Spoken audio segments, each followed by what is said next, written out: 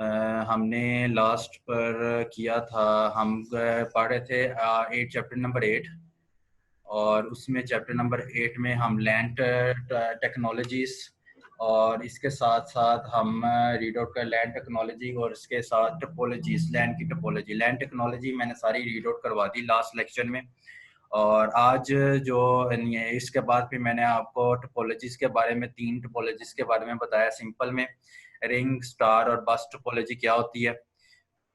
फिर उसके बाद आज का जो लेक्चर हमारा है वो बेस है इस पर के वो 3 किस्म की जो टोपोलॉजीज हमने रीड आउट की थी, वो 3 किस्म की टोपोलॉजी की रीजंस क्या हैं कि हम इतनी मल्टीपल टोपोलॉजीज क्यों इस्तेमाल करते हैं। हर टोपोलॉजी की हमें एक टोपोलॉजी से भी काम चलाया जा सकता था, लेकिन हमें इतनी ज़्यादा टोपोलॉजी लेकर आने की उसकी क्या रीज़न हो सकती है। क्वेश्चन अरेज हो सकता है, तो क्वेश्चन अरेज का आंसर ये था कि रीजंस हैं, क्या रीज़न है कि मल्टीपल टोपोलॉजी हमें इस्तेमाल करनी पड़ी। उसकी रीज़न यही है कि बहुत सी ऐसी हर टोपोलॉजी के अपने एडवांटेजेस हैं और अपने डिसएडवांटेजेस हैं, ठीक है। जैसे रिंग में अगर एडवांटेजेस के हिसाब से देखा जाए तो it is easy to coordinate accessing point से ये कोऑर्डिनेट बहुत इजी वे में करता है, क्योंकि एक रिंग के तौर पर होता है, हर कंप्यूटर के साथ इसका डायरेक्टली कनेक्टेड होती है। और लेकिन अगर नुकसान इसका ये है, ताहम अगर इंटायर नेटवर्क इज डिसेबल, अगर इसमें से रिंग में से एक कंप्यूटर की नेटवर्किंग भी अगर स्टॉप हो जाए, तो वो केबल कट हो जाए तो सारी की नेटवर्किंग ही उड़ जाती है और वो डिसेबल हो जाती है। इसी तरह अगर स्टार में देखा जाए कि अगर एक कंप्यूटर अफेक्ट करता है तो उससे अगर एक सिर्फ ओनली एक कंप्यूटर अफेक्टेड होता है स्टार में।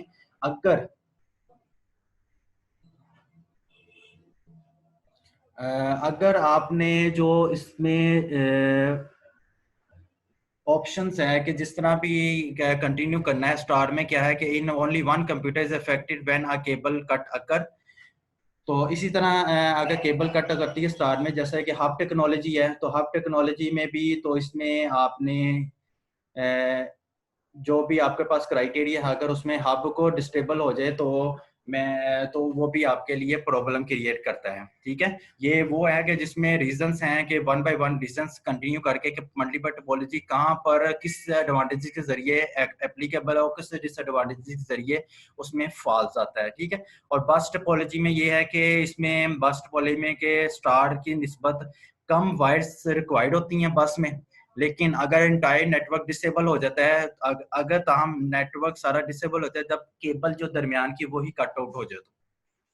तो कहने का मकसद ये है कि ये रीजन थी बस, रिंग और स्टार में, जिसके थ्रू हम अपनी कंटिन्यूटी और उस जो क्राइटेरिया में फॉल करते हैं, और उसकी कुछ डिसएडवांटेजेस भी हैं जिस वजह से हमें इनको सेपरेट सेपरेट इस्तेमाल करना पड़ता है। तो कहने का मकसद यही है कि ये ऐसी टोपोलॉजीज हैं कि जिनको इनकी अपनी कोऑर्डिनेशन और अपनी नौयत के मुताबिक इसको इस्तेमाल करना, वो मल्टीपल टोपोलॉजीज इसलिए इस्तेमाल की जाती हैं। अच्छा, नेक्स्ट जो हमारे पास इससे नेक्स्ट जो हमारा टॉपिक है वो ये है कि एग्जांपल है बस नेटवर्क की, और बस नेटवर्क की एग्जांपल है internet. Ethernet is the best examples of बस नेटवर्क, जो कि लैंड टेक्नोलॉजी को बहुत ज़्यादा वाइडली यूज़ कर रहा है। और बस जो इसका जो जीरोक्स एक पार्स जो है पालो अल्टो रिसर्च सेंटर 1970 में जीरोक्स ने ये इथरनेट की टेक्नोलॉजी को इन्वेंट किया था, जिसमें उसने कुछ स्टैंडर्ड्स को डिफाइन किया था, जीरोक्स, इंटेल एंड डिजिटल और equipment corporation, digital equipment corporation, जिसको इसने बाद में स्टैंडर्ड को नाम दे दिया DIX, D for digital, I for Intel, X for xerox.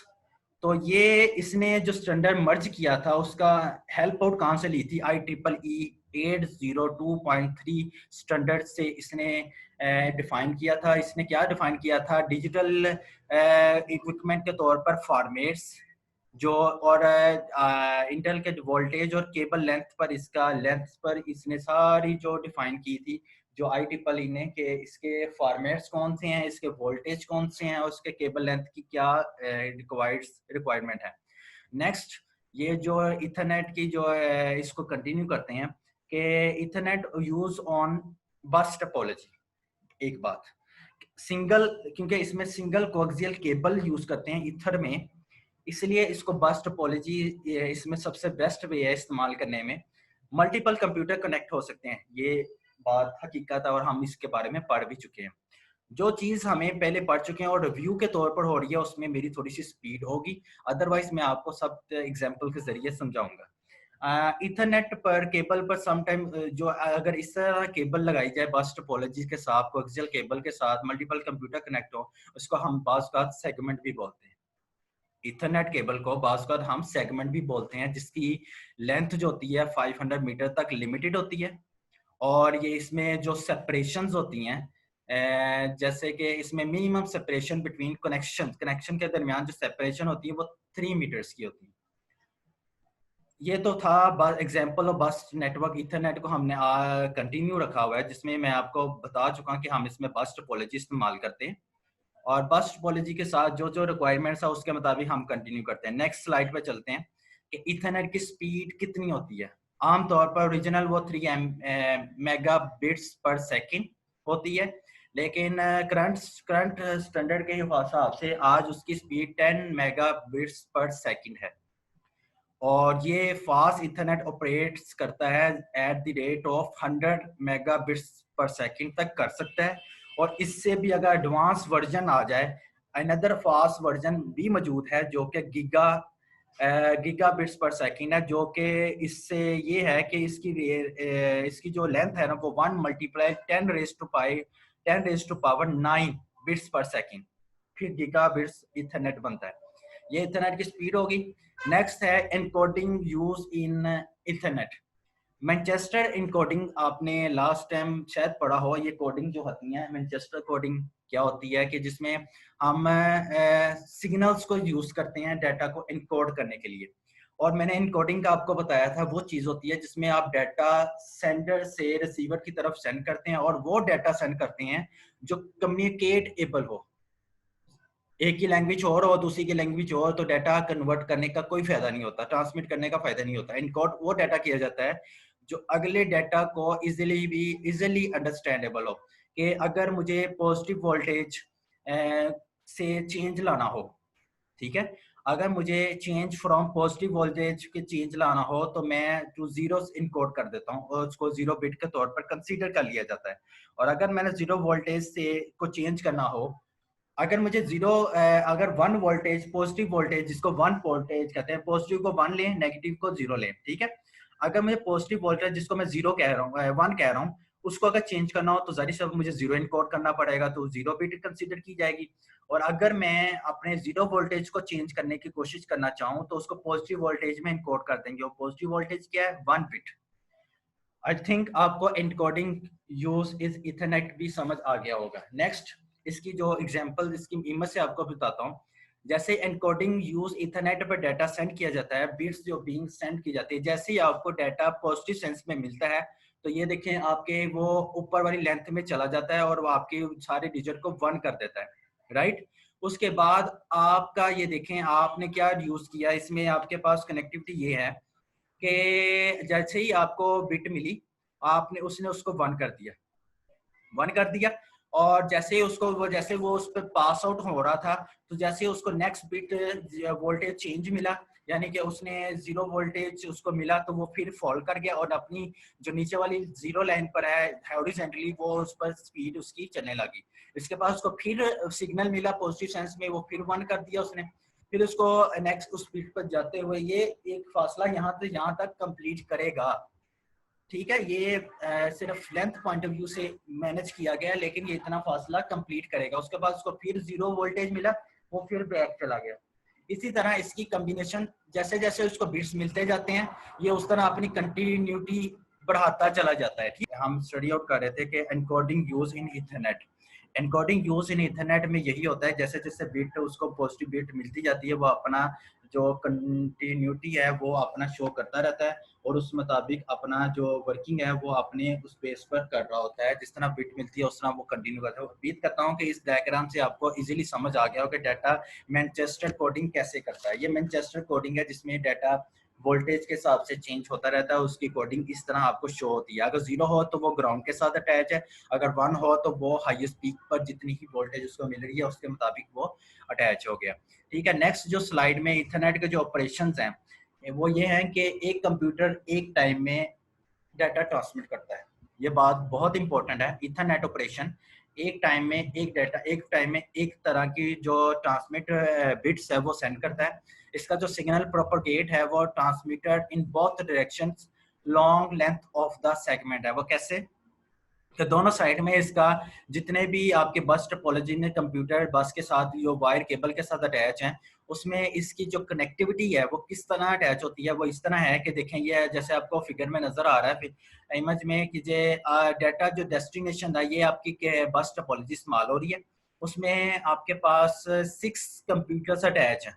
ठीक है, और 6 कंप्यूटर जो अटैच हैं इसमें देखें कि आपका जो डाटा ट्रांसमिट किया गया वो इस कंप्यूटर से डाटा भेजा गया, यानी कि एक वक्त में एक जो डाटा ट्रांसमिट एक कंप्यूटर ही भेज सकता है। जैसे sending computer transmit bit of a frame पर उसने भेजा, वो इस डायरेक्शन में भी गया राइट साइड पर, और वो लेफ्ट साइड पर भी गया। इस साइड पर देखा उसने जिस जिस कंप्यूटर के पास से पास आउट होता रहा, उस पास आउट होते हुए उसने चेकआउट किया कि मैं जिसका डाटा है वो इसको एक्सेस कर ले। अब वो कंप्यूटर से पास आउट हो रहा है, जैसे कि इस कंप्यूटर से पास हुआ, उसका डाटा नहीं था इसलिए उसने इसको लिया ही नहीं। इसके पास आउट हुआ, इसके पास डाटा भी नहीं था, उसने इसका अपना डाटा नहीं था ये, तो ये यहाँ इसने भी इसको एक्सेप्ट नहीं किया। जैसा कि यहाँ से इस कंप्यूटर के पास आया, बेसिकली जो इंस्ट्रक्शंस भेजी गई हैं वो इस कंप्यूटर के लिए थी। वो इस कंप्यूटर ने इसने एक कॉपी ले ली, इसने एक कॉपी रिसीव कर ली एक बिट की, बाकी का डाटा उसने ऊपर ही ट्रांसमिट कर दिया। बाकी अगर वो हो सकता है एक से ज्यादा कंप्यूटर के लिए वो डाटा हो, तो वो एक डाटा एक कंप्यूटर ने तो सेव कर लिया, बाकी का नहीं था तो वो signal propagate along the entire cable both direction. ये जो मैंने लास्ट वर्ड बोला था, single propagate from transmitter in both direction along length of the segment. जितनी आपकी लेंथ है केबल की बस टोपोलॉजी की उसके हिसाब से ये बोथ डायरेक्शन में इसकी जो ट्रांसमिशन है वो जाती है। नेक्स्ट जो हमारा स्लाइड के मुताबिक आज जो कंटिन्यू करना है वो ये है कैरियर सेंस CSMA। हम इसे रोजमर्रा लाइफ में भी वाकिफ है कि ये चीज क्या है और इसको किस तरह इस्तेमाल में लाया जा सकता है। कि जिस तरह यहाँ पर मेंशन है CSMA carrier sense multiple access network. इसमें ये होता है कि ये कंट्रोल मैनेजमेंट की जो सेंट्रल कंट्रोल मैनेजमेंट इसमें नहीं होता।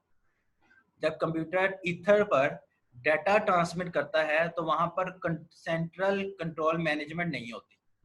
ठीक है, वहां पर इथरनेट जो एम्प्लॉयज करता है वो क्या करता है, carrier sense multiple access network को यूज करता है, उसके साथ कोऑर्डिनेट करता है ट्रांसमिशन के दौरान अमंग मल्टीपल अटैच कंप्यूटर। जितने भी, क्योंकि बस टोपोलॉजी ही इस्तेमाल हो रही है, जितने भी अटैच मल्टीपल कंप्यूटर्स हैं उसके साथ ये CSMA की कोऑर्डिनेशन ट्रांसमिशन के साथ एम्प्लॉयज करता है। कैसे करता है नेक्स्ट में हम इसको कंटिन्यू करते हैं कि इसमें कोऑर्डिनेशन स्कीम्स इन्वॉल्व होती, कैसे जो डिफाइन करती हैं how to make turns using a share cable. यानी कि शेयर केबल को इस्तेमाल करते करते हमें कितने टर्न्स लेने हैं या कितने पर डाटा अपना ट्रांसमिट करना है। यह जो कैरियर सेंस का वर्ड इस्तेमाल हुआ, ये कैरियर सेंस जो है ये इलेक्ट्रिकल सिग्नल से रिलेट करता है, एक बात। दूसरी बात ये कि जब डाटा ट्रांसमिट किया जाता है केबल पर स्पेसिफिक बिट के साथ और स्पेसिफिक डेस्टिनेशन के साथ, तो इसको कैरियर सेंस बोलते हैं। When data transmit on cable with specific bit to reach specific destination is called carrier sense। अगर कंप्यूटर लिसन करता है केबल की कैरियर सेंस को, तो if the cable is idle then start transmitting. जब data कोई आइडल, बेकार का मतलब ये आइडल यहाँ पर वर्ड इसलिए लिखा गया है कि अगर कोई कंप्यूटर केबल पर कोई डाटा ट्रांसमिट नहीं है, और आप जैसे कि बोला एक वक्त में एक डाटा ट्रांसमिट हो सकता है बस टोपोलॉजी में, तो यही सेंस है कि जहां अब वहां पर कोई केबल कोई डाटा को यूज नहीं कर रही तो आप अपनी ट्रांसमिटिंग को स्टार्ट कर सकते हैं। लेकिन अगर केबल इन यूज हो, कोई किसी ने डाटा सेंड किया हो, तब हमें वेट करना पड़ेगा। ठीक हो गया।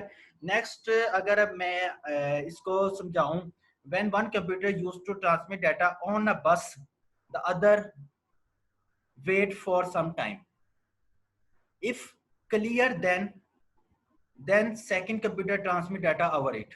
जब एक अपना डाटा ट्रांसमिट कर चुका और आपकी केबल आइडल हो चुकी, तब वो दूसरा कंप्यूटर डाटा ट्रांसमिट कर सकता है। अगर दो कंप्यूटर साइमल्टेनियस ट्रांसमिशन अगर आ जाए तो क्या होगा? कोलिजन होगी। अगर दो कंप्यूटर अपने अब एक दूसरे पर ट्रांसमिशन सेंड कर देते हैं तो जाहिर सी बात है कोलाइड विद ईच अदर होंगे और उससे क्या होगा? नॉइज पैदा होगी, उससे नॉइज पैदा होगी।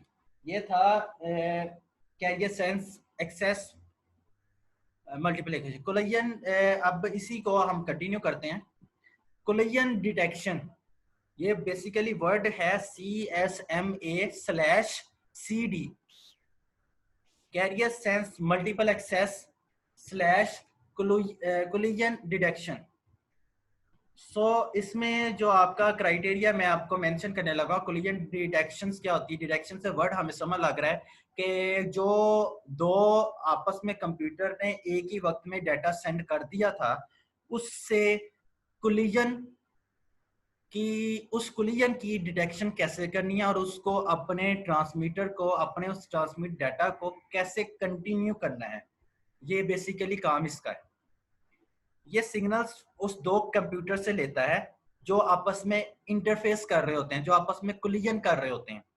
यानी कि कोलिजन होता कि ओवरलैपिंग फ्रेम्स, एक दूसरे के ऊपर डाटा ट्रांसमिट हो जाए एक ही लाइन के ऊपर, उसको कोलिजन कहते हैं। तो जाहिर सी बात है आपस में टकराएंगे।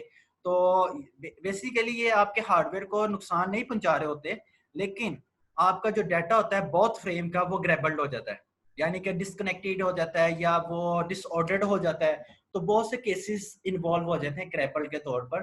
तो ये कोलिजन डिटेक्शन की बेस्ट वे में इसका क्या था, ये कैसे डिटेक्ट करता है। पहले तो हमने सिर्फ अभी ये पढ़ा है कि कोलिजन होती कैसे है। अब इथरनेट का, चूंकि हम बस टोपोलॉजी में इथरनेट का कॉन्सेप्ट को यूज कर रहे हैं, तो बस टोपोलॉजी इथरनेट में कोलिजन डिटेक्शन कैसे करता है। इथरनेट जो interface include hardware to detect transmission, ये जो इथरनेट है जो इंटरफेस के जो बिट्स आ रही थी उसको ये क्या करता है, उसके जिसमें हार्डवेयर भी इंक्लूड होता है, उसकी जो ट्रांसमिशन को डिटेक्ट करता है। डिटेक्ट करने के बाद वो इसमें जो कोलिजन हो रही होती है उसको डिटेक्ट करने के बाद वो कंप्यूटर को ट्रांसमिटिंग करने से रोक देता है।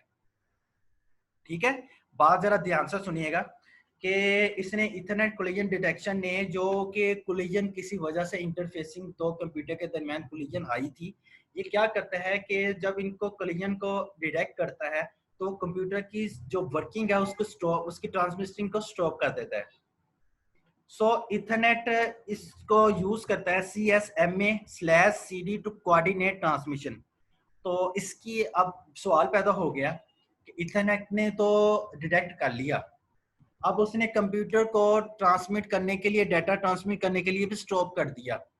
तो बताएं अब इसकी रिकवरी, इस कोलिजन से रिकवरी कैसे हासिल की जा सकती है।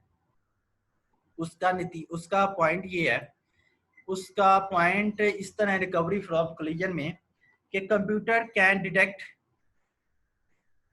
अ कोलिजन, सेंड स्पेशल सिग्नल।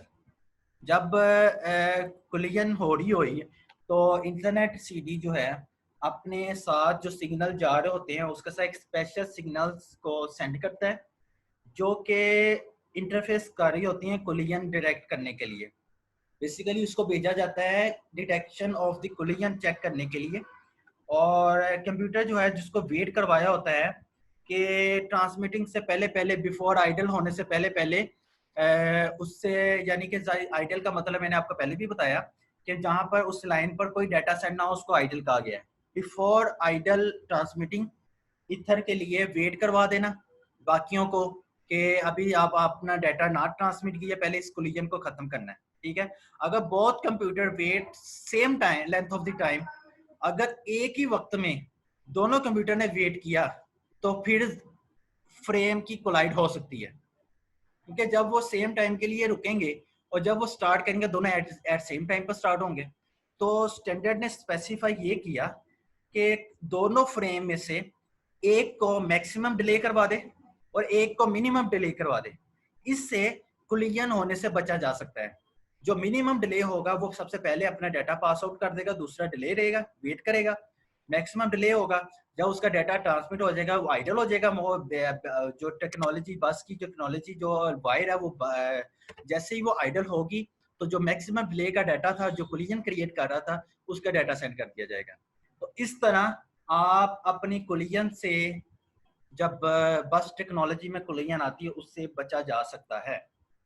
उम्मीद करता हूं कि आपको इससे समझ लगी हो। After waiting computer use carrier sense to avoid subsequent, बार बार कोलिजन से बचा जाने के लिए सबसे बेस्ट वे यही है जो मैंने आपको बताया कि एक को मैक्सिमम डिले करवा दिया जाए और एक को मिनिमम डिले करा दिया जाए। अगर इससे ज्यादा ट्रांसमिटिंग पॉइंट्स है तो उनको उनके टाइप के हवाले से उसका डिले करवा कर हम अपनी जो कनेक्टिविटी को है, अपने शेयर मीडियम को है, आसानी से यूज कर सकते हैं।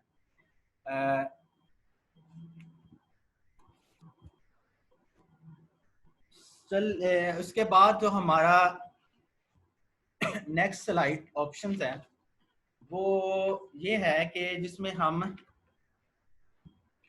एक्सपोनेंट बैक ऑफ के बारे में पढ़ेंगे।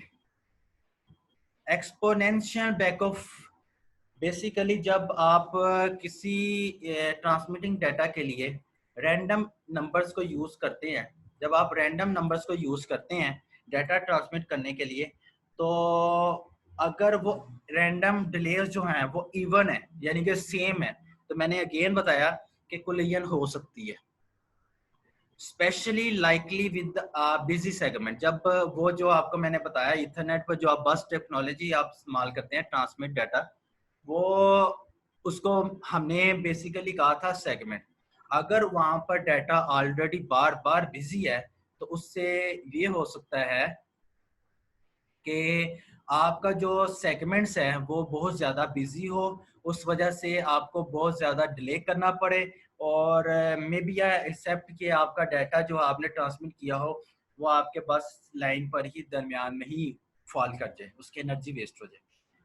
तो अगर कंप्यूटर डबल डिले करते हैं हर एक सबसीक्वेंट कोलिजन के साथ, ठीक है, अगर सबसीक्वेंट कोलिजन होती है, बार बार कोलिजन होती है, तो इसका डिले जो है कंप्यूटर डबल डिले हो सकता है, यानी कि एक से ज़्यादा जो भी बार बार डिले होने का मकसद ये है कि आपके उस सिस्टम में कोई ना कोई फेल कनेक्शंस आ सकते हैं। ठीक हो गया। ये जो सीक्वेंस ऑफ कोलिजन को रिड्यूस कम करने के लिए एक्सपोनेंशियल बैकऑफ का कॉन्सेप्ट इस्तेमाल किया जाता है।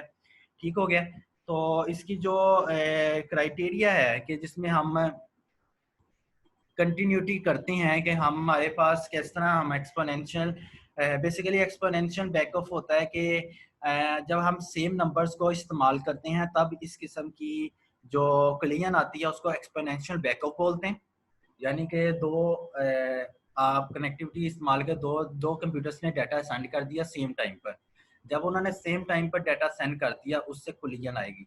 उस कोलिजन को जो सीक्वेंस है कोलिजन का उसको बोलते हैं एक्सपोनेंशियल बैक ऑफ, यानी कि अपना जो डाटा है उसको बैकवर्ड में लेकर जाके इसको इसके जो कनेक्टिविटी को है, इसके जो कोलिजन की सीक्वेंस को उसको कम किया जा सके।